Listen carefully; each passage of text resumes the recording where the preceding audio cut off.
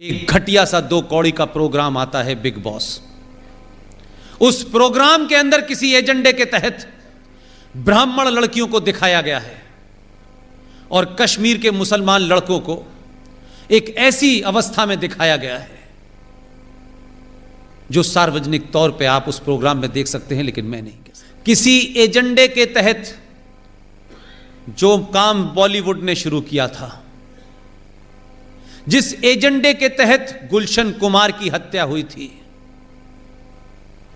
जिस एजेंडे के तहत हिंदुस्तान की फिल्मों से मंदिर भजन गायब हुए और मौला रे मौला शुरू हो गया, जिस एजेंडे के तहत हर कैरेक्टर में लड़की हिंदू है और लड़का मुसलमान है, हर एजेंडे के तहत इस्लाम को ग्लोरीफाई करने की कोशिश की जा रही है और हिंदुओं को कास्ट और गंदी गंदे तमाम जो चीज़ें, जो पाखंड है, उसको ऐसे दर्शाया जा रहा है कि देखो हिंदू धर्म में कितनी खराबियां हैं।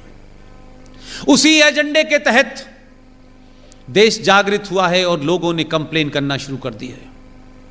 एक घटिया सा 2 कौड़ी का प्रोग्राम आता है बिग बॉस। उस प्रोग्राम के अंदर किसी एजेंडे के तहत ब्राह्मण लड़कियों को दिखाया गया है और कश्मीर के मुसलमान लड़कों को एक ऐसी अवस्था में दिखाया गया है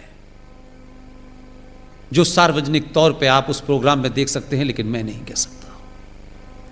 एक एजेंडे के तहत यह किया जा रहा है ताकि इस देश के सनातन संस्कृति की भोली भाली लड़कियों को पहले बॉलीवुड के नाम पर खेल किया गया और अब ये बिग बॉस नाम के टाइप के प्रोग्राम जो चलते हैं बाजारू, उसके तहत किया जा रहा है।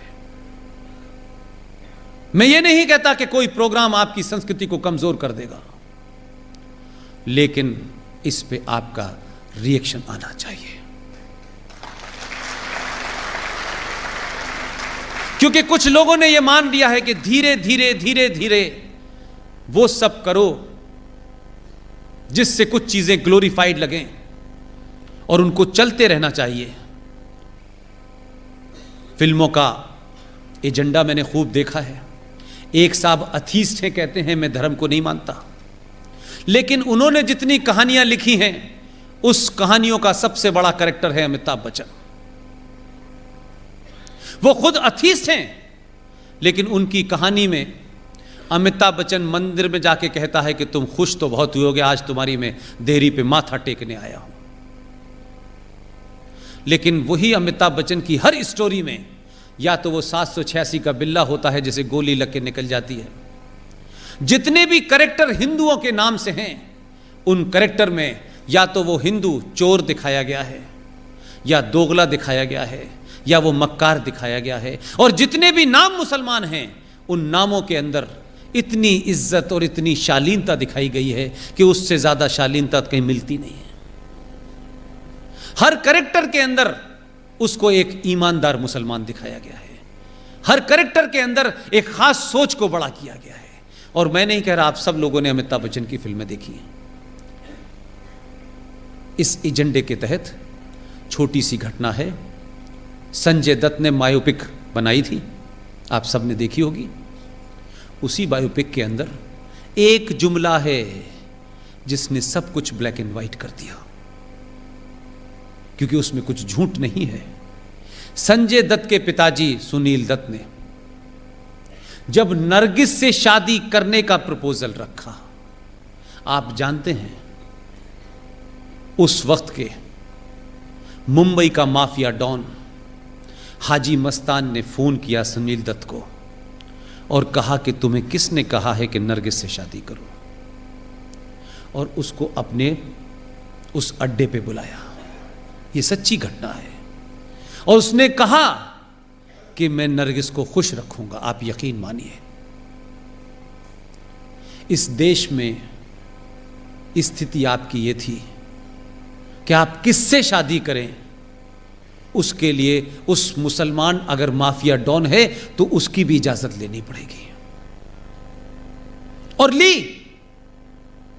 पूरी जिंदगी उसने ईमानदारी से निभाया, लेकिन उसके लिए एक माफिया डॉन की परमिशन जरूरी थी। लेकिन आपकी लड़कियों को इसलिए वर्गलाया जा सकता है, इसलिए वो इजीली टारगेट हो जाती हैं कि हमारे घर में हमारी माएं, एक एवरेज मां की बात कर रहा हूं, हमारी माएं चमत्कार की खोज में ऐसे ऐसे बाबाओं के यहां चली जाती हैं कि एक बाबा हैं, वो कहते हैं समोसा खाया था, तो वो कहती नहीं, तो उसे चटनी से खाया था, तो उसने कहा खाया था, तो चटनी कौन सी थी, कि लाल रंग की थी, नहीं हरे रंग की थी, तो लाल रंग की खाना, सब ठीक हो जाएगा। ऐसे बाबा बहुत घूम रहे हैं। और भारतीय महिलाएं ये कब से चमत्कार में पड़ने लगी। कोई रहीम साहब के घर जा रहा है, ये अलग अलग बाबाओं ने जो दुकानें चला रखी हैं, इसमें सबसे ज्यादा भारतीय नारी क्यों जा रही है भाई? उसका घर संपन्न है, उसके घर में सब कुछ मौजूद है, क्या ऐसी बात है कि वो चमत्कार के चक्कर में अपने बच्चों और बच्चियों को छोड़ करके इन बाबाओं के भुलावे में आ रही है? और वो बाबा क्या क्या करते हैं वो बाद में पता चलता है। आप सनातन संस्कृति की हैं, आप उस वंशज की हैं जिन्होंने जौहर किया है, आप उनकी वंशज हैं जो दुर्गा बन के जिन्होंने अपने दुश्मनों का सर्वनाश किया है। आप लोग अपनी उन लड़कियों से जिन्होंने हाई स्कूल कर लिया है, जिनके अंदर समाज के बदलाव हो रहे हैं, जिनके शरीर में एक नेचुरल बदलाव हो रहे हैं। आपकी वो बेटी भी इसी समाज में रहती है, उसके अंदर भी अजीब अजीब इच्छाएं जो होंगी वो आएंगी। मेहरबानी करके बाबाओं के चंगुल में न जाएं।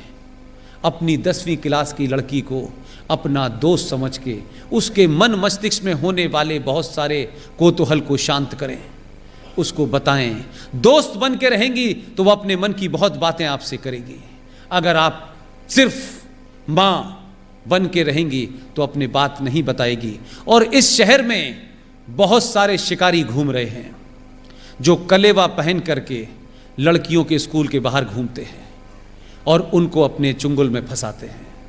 और उसके बाद क्योंकि आपके पास समय नहीं है अपनी बात सुनाने का और सुनने का, वो अपनी बात अपने मन की किसी ऐसे आदमी से कह देती है, किसी भरोसे में कह देती है कि उसको ये पता नहीं चलता है कि मैं धीरे धीरे एक ट्रैप में फंसने जा रही हूँ। और जब तक उसे ध्यान आता है तब तक जिंदगी बर्बाद हो चुकी होती है। आप तमाम माएँ बहनें अपने उन बच्चों के साथ बैठें, उनसे बात करें। और सोना पहनने का भारतीय नारी को बहुत शौक है।